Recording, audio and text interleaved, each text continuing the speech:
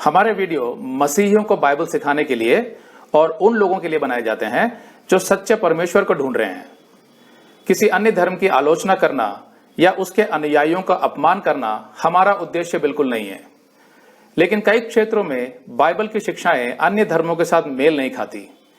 इसलिए अगर किसी को बाइबल की शिक्षाओं से ठेस पहुंचती हो तो कृपया हमारे वीडियो ना देखें।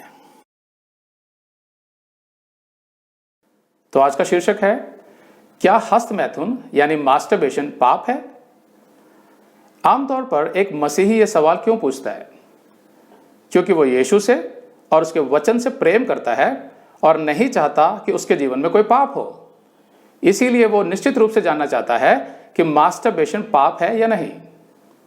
मैं ये संदेश इसलिए दे रहा हूं क्योंकि जब से हमने ये चैनल शुरू किया है तब से कई मसीही और अन्य धर्म के लोग इस विषय में पूछते रहते हैं। इस विषय पर आज चिकित्सा जगत में अर्थात मेडिकल वर्ल्ड में बहुत वाद विवाद चलता है। एक तरफ कुछ लोग ये कहते हैं कि हस्तमैथुन से मनुष्य को कई प्रकार की मानसिक और शारीरिक हानि होती है, तो दूसरी तरफ कुछ लोगों का मानना यह है कि हस्तमैथुन स्वास्थ्य के लिए लाभकारी है और इसे स्त्री और पुरुष दोनों को करना चाहिए। तो ऐसी अवस्था में एक मसीही कैसे पता लगाए कि क्या सही है और क्या गलत? एक ही जवाब है इसका, बाइबल।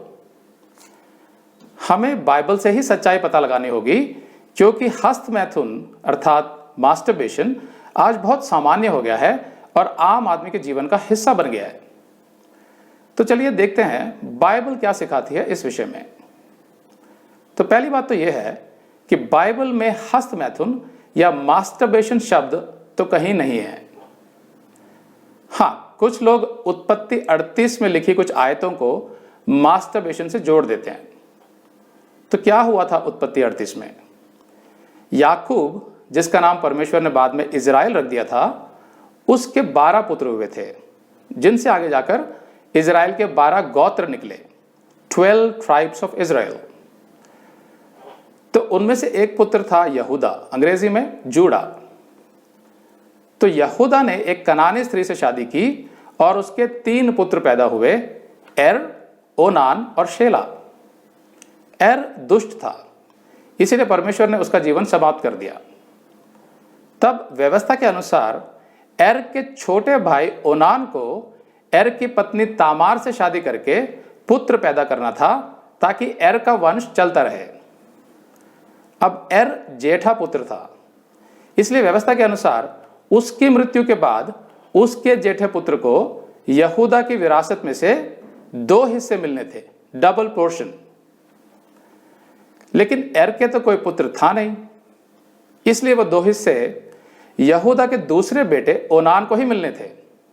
तो जाहिर है ओनान नहीं चाहता था कि एर का वंश आगे चले, इसलिए उसने व्यवस्था का लाभ उठाकर तामार के साथ यौन संबंध का आनंद तो लिया, लेकिन अपने वीर्य यानी स्पर्म्स को जमीन पर गिरा दिया ताकि तामार गर्भवती ना हो। उत्पत्ति 38 9 से 10 में लिखा है, ओनान तो जानता था कि संतान तो मेरी ना ठहरेगी, सो ऐसा हुआ कि जब वह अपनी भौजाई के पास गया तब उसने भूमि पर वीर्य गिराकर नाश किया, जिससे ऐसा ना हो कि उसके भाई के नाम से वंश चले।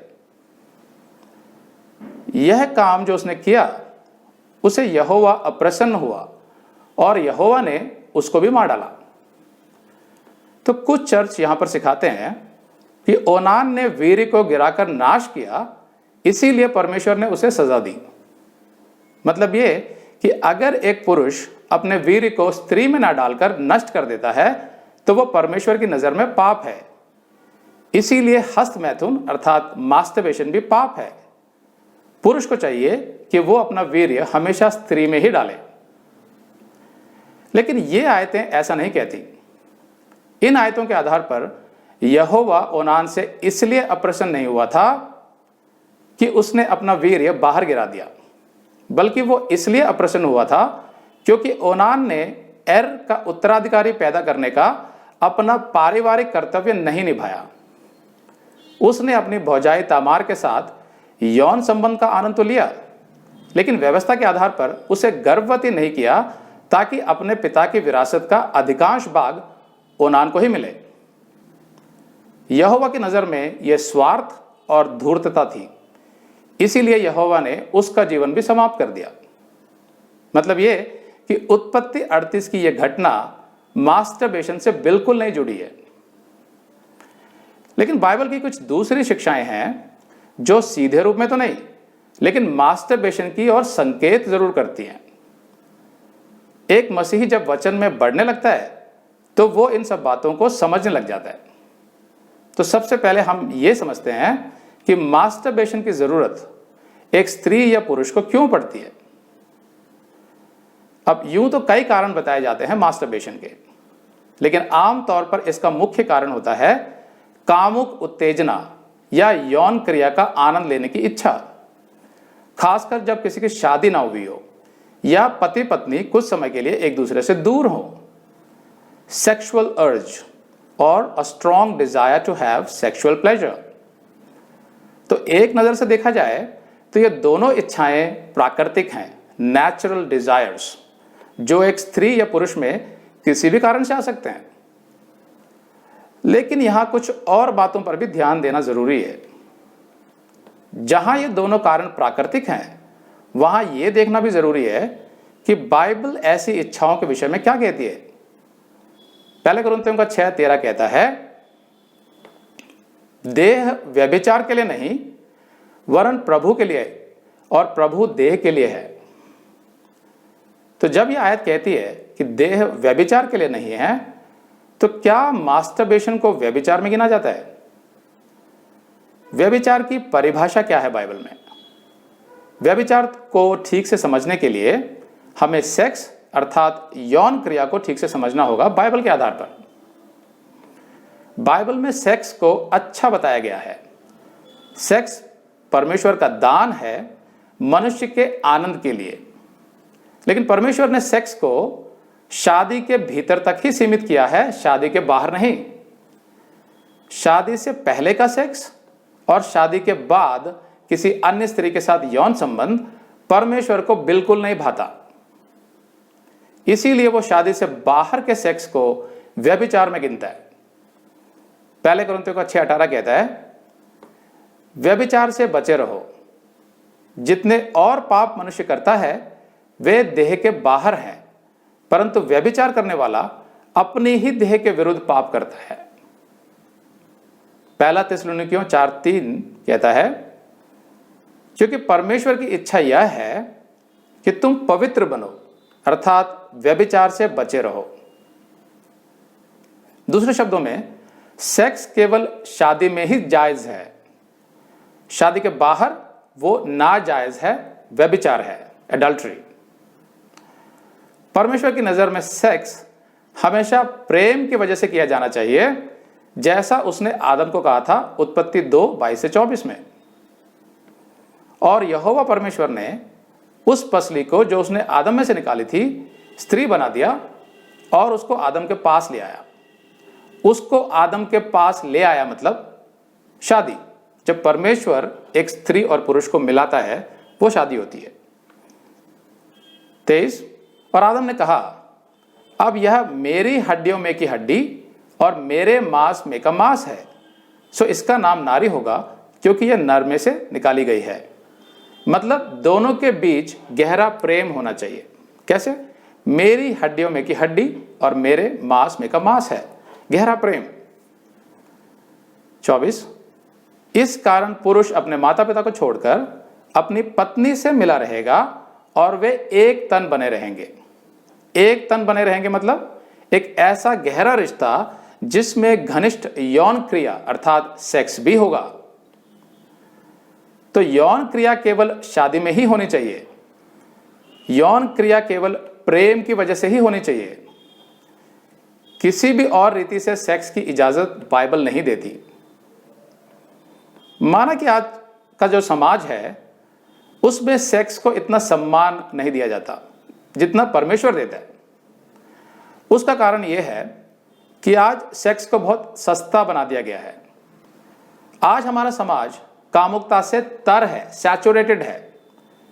टीवी और फिल्मों के माध्यम से पोर्नोग्राफी, अश्लील गाने, कामुकता से भरी मैगजीन्स और पोस्टर्स, बॉयफ्रेंड गर्लफ्रेंड का कल्चर, कॉल गर्ल की सेवाएं इत्यादि ने सेक्स का महत्व बहुत कम कर दिया है। इसीलिए जिस सेक्स को परमेश्वर ने मनुष्य के आनंद के लिए और बच्चे पैदा करने के लिए बनाया था और बहुत ऊंचा स्थान दिया था, उसी सेक्स को मनुष्य ने बहुत सस्ता और निचले दर्जे का बना दिया है। यही कारण है कि आज मनुष्य शादी से बाहर सेक्स करने के बारे में आसानी से सोच लेता है, बिना किसी हिचक के। तो जब भी हम परमेश्वर की परिभाषा से अलग हटकर सेक्स के बारे में सोचेंगे तो वो व्यभिचार कहलाएगा, एडल्ट्री। यीशु ने कहा मत्ती 5:27-28 में, तुम सुन चुके हो कि कहा गया था कि व्यभिचार ना करना, परंतु मैं तुमसे यह कहता हूं कि जो कोई किसी स्त्री पर कुदृष्टि डाले वह अपने मन में उससे व्यभिचार कर चुका। तो यहां दो बातें समझ आती हैं। पहली ये कि व्यभिचार तब होता है जब कोई अपनी पत्नी के अलावा किसी और स्त्री के विषय में सोचता है, तब वो एडल्ट्री होती है, व्यभिचार। दूसरी बात यह समझ आती है कि अपनी पत्नी के अलावा किसी भी और माध्यम से अपने अंदर कामुकता जगाना भी व्यभिचार ही है, चाहे वो माध्यम कोई फिल्म या वीडियो हो, पोर्नोग्राफी, या कामुकता भरे चित्रों की कोई मैगजीन हो, या कोई अश्लील पोस्टर हो, या फिर यौन संबंधी बातें करके अपने आप को उत्तेजित करने की आदत हो इत्यादि। ये सभी माध्यम जो कामुक भावनाएं उत्पन्न करती हैं, ये कारण बन जाते हैं मास्टरबेशन के। तो देखा जाए तो समस्या यहां मास्टरबेशन की नहीं, बल्कि उन कामुक इच्छाओं की है जिनको मनुष्य अपने अंदर उत्तेजित करता है किसी ना किसी तरीके से। तो यहां पर कुछ सवाल उठते हैं। पहला, अगर किसी की शादी ना हुई हो तो वो अपने कामुकता भरी इच्छाओं का क्या करे?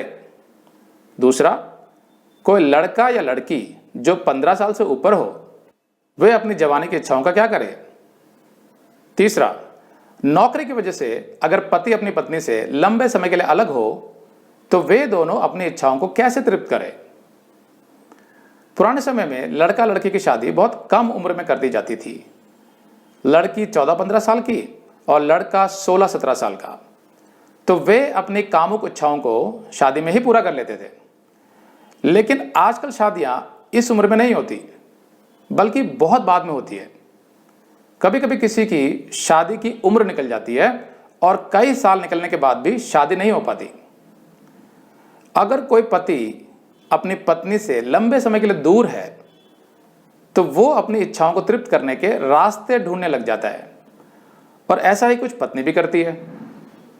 तो ऐसी परिस्थितियों में कोई स्त्री या पुरुष, चाहे वे किसी भी उम्र के हों, वे ऐसा रास्ता ढूंढते हैं जिसमें समाज में उनकी बदनामी भी ना हो और उनकी इच्छाएं भी तृप्त हो जाएं।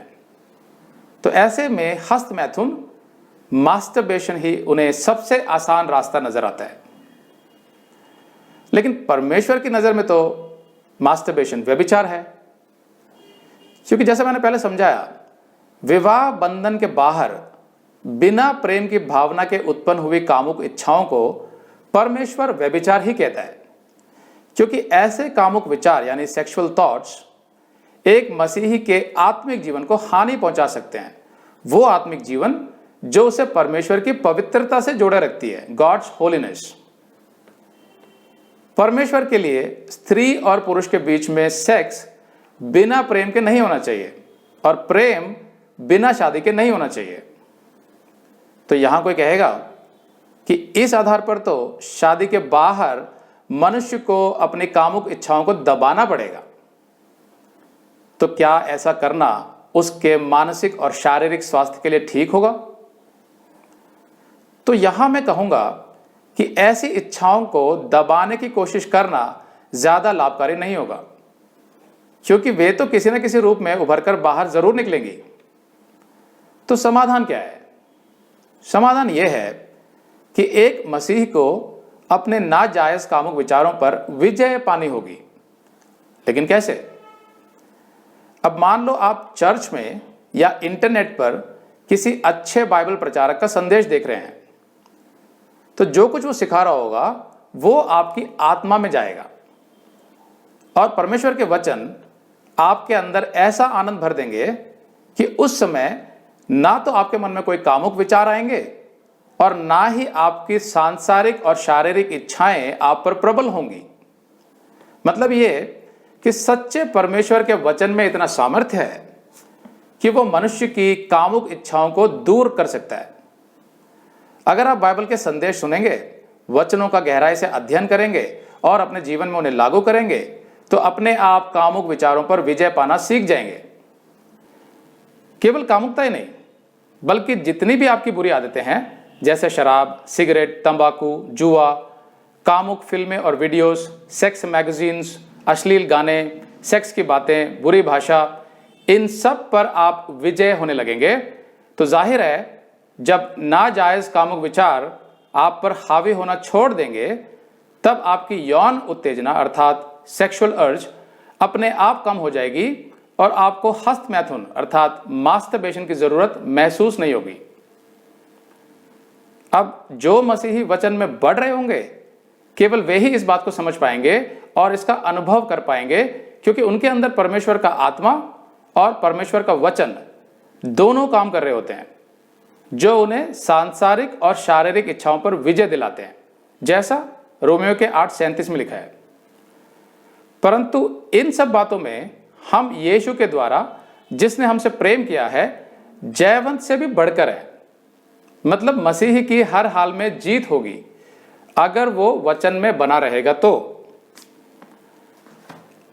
अब अगर मैं मसीहियों की बात करूं तो 15 साल से ऊपर के लड़के लड़कियां, अविवाहित स्त्री या पुरुष, एक दूसरे से किसी भी कारण से दूर रह रहे पति पत्नी, अगर ये मसीही बाइबल के वचनों को ओढ़ लें तो बाइबल एक ढाल का काम करेगा नाजायज कामुक विचारों और इच्छाओं के विरुद्ध, और उन्हें मास्टरबेशन नहीं करना पड़ेगा।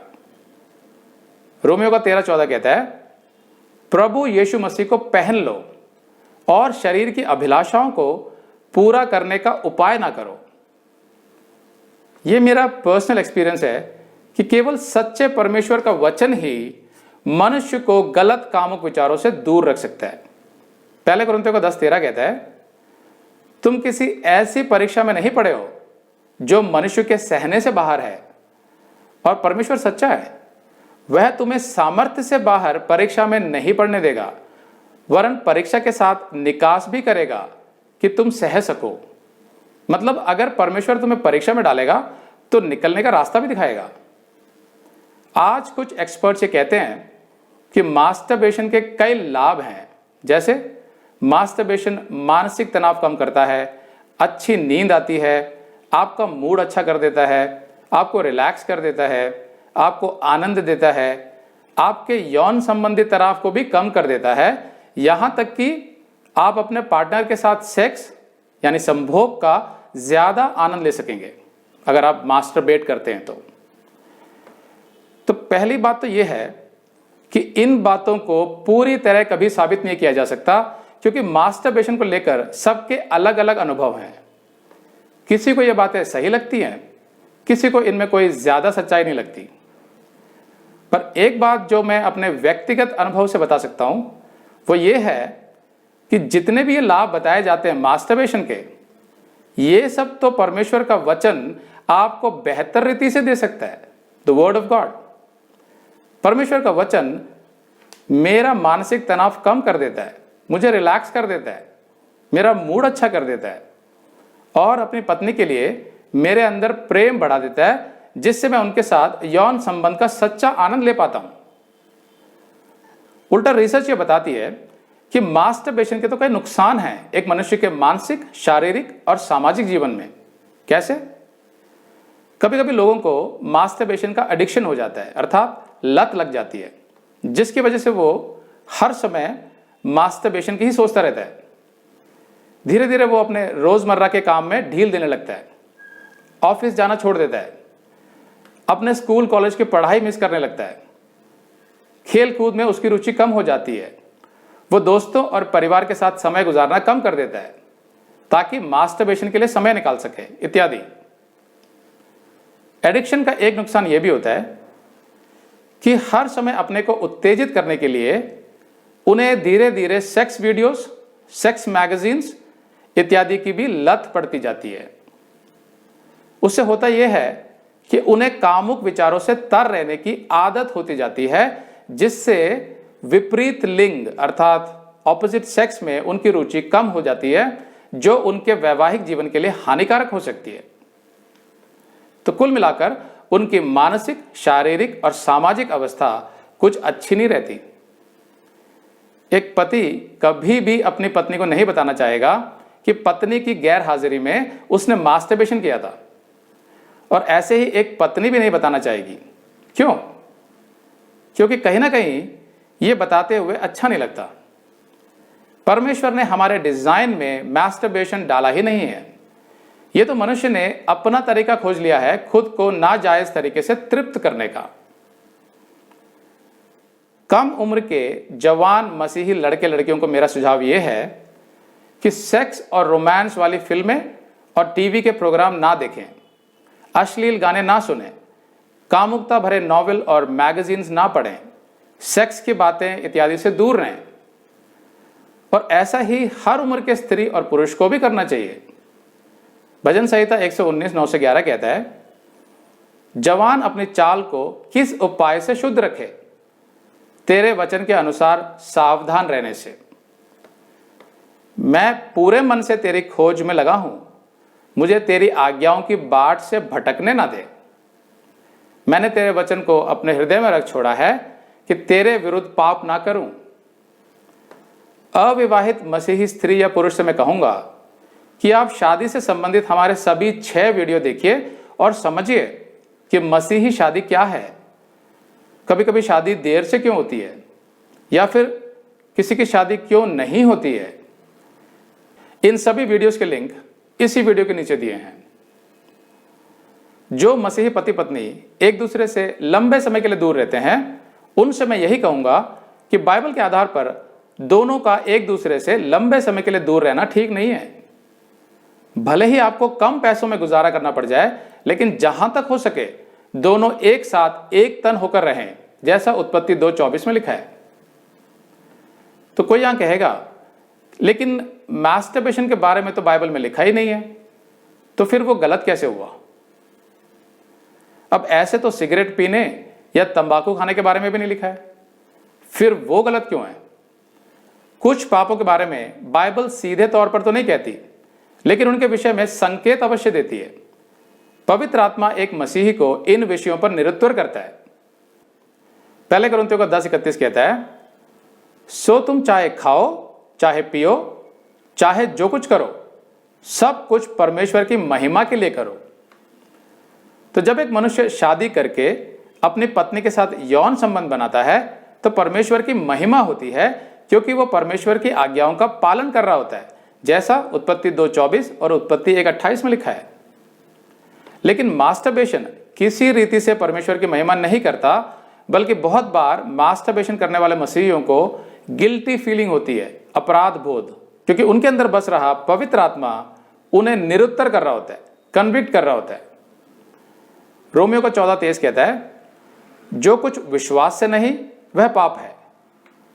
इस सिद्धांत के आधार पर देखा जाए तो मास्टरबेशन भी पाप में ही आता है, क्योंकि मास्टरबेशन एक संदेहजनक क्रिया है, अ डाउटफुल एक्ट, जो मसीही विश्वास से नहीं किया जाता।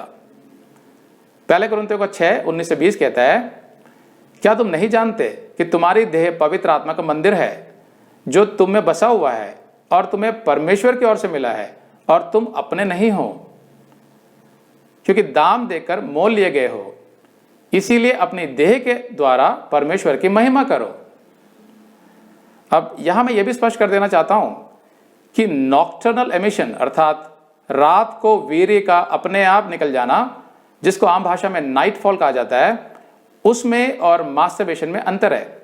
नाइटफॉल एक प्राकृतिक प्रक्रिया है, अ नेचुरल प्रोसेस, जो हर जवान लड़का लड़की के साथ होता है, और यह पाप नहीं है। लेकिन मास्टरबेशन पाप है जो खुद से किया जाता है।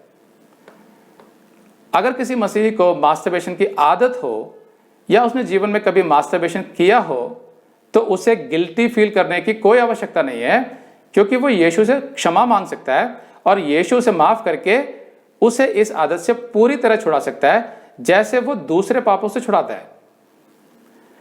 बस उस मसीही को वचन में बढ़ते रहना होगा ताकि उसे शक्ति मिलती रहे हर पाप से दूर रहने की। अंत में मैं यही कहना चाहूंगा कि बाइबल के आधार पर किसी स्त्री और पुरुष का सेक्स करना तो स्वाभाविक है, नेचुरल है, लेकिन मास्टरबेशन नेचुरल नहीं है। उसमें कुछ संदेहजनक है, कुछ ऐसा है जिसकी गवाही पवित्र आत्मा नहीं देता, कुछ ऐसा है जिसमें परमेश्वर की महिमा नहीं होती, कुछ ऐसा है जिसके विषय में आप समाज में खुलकर नहीं कह सकते, कुछ ऐसा है जिसको आप पूरे विश्वास के साथ नहीं कर सकते कि यह सही है या गलत, कुछ ऐसा है जिसमें आपकी अंतरात्मा कचोटती है और आपको गिल्टी फीलिंग होती है।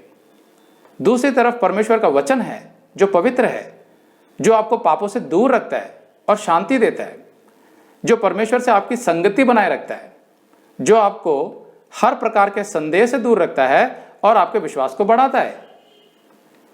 इसलिए एक मसीह को चाहिए कि वो मास्टरबेशन की आदत पर प्रार्थना पूर्वक विचार करे और सोचे कि क्या मास्टरबेशन परमेश्वर की ओर से हो सकता है। आमीन।